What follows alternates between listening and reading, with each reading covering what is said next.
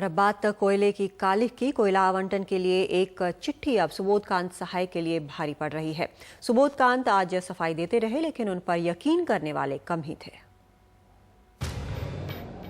SKS इस्पात and power limited company को 2 कोयला ब्लॉक अलॉट करने की सिफारिश सुबोधकांत सहाय के गले की फांस बन गया है। एनडीटीवी के खुलासे पर सफाई दे रहे केंद्रीय मंत्री सहाय ने माना कि उनके भाई बैठक में मौजूद थे, लेकिन उनका दावा है कि इस कंपनी में उनके भाई का कोई स्टेक नहीं है।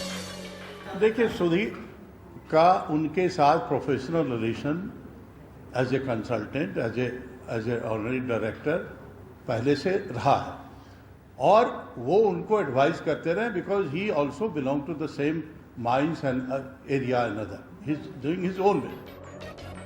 दरअसल एनडीटीवी ने खुलासा किया था कि 7 फरवरी 2008 को केंद्रीय मंत्री सहाय के भाई सुधीर सहाय स्क्रीनिंग कमेटी की बैठक में एसकेएस के डायरेक्टर की हैसियत से शामिल हुए थे, जहां 2 कोल ब्लॉक्स देने पर विचार हुआ, जबकि सहाय इसके 2 दिन पहले ही प्रधानमंत्री को चिट्ठी लिखकर इसकी सिफारिश कर चुके थे।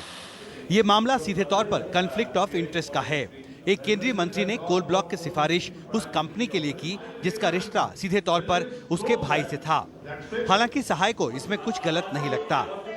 नहीं, निजी कंपनी की पैरवी के लिए हम करेंगे और भविष्य में भी अगर मौका मिला अपने राज्य के विकास के लिए तो करूंगा। इस मामले के सामने आने के बाद सुबोधकांत सहाय पर दबाव बढ़ गया है और वो विपक्ष के सीधे निशाने पर हैं।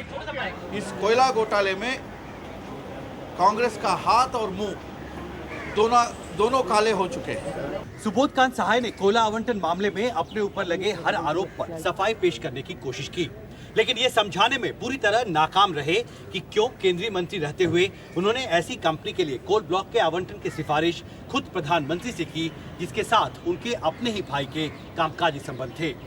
संसद भवन से कैमरामैन मनोज कुमार के साथ Himanshu Shekhar, NDTV India. India's #1 news app just got even better. Download NDTV's new app. Fully optimized for retina display. Full screen view. Faster response time. And Sudoku. NDTV's new iPad app. Download now.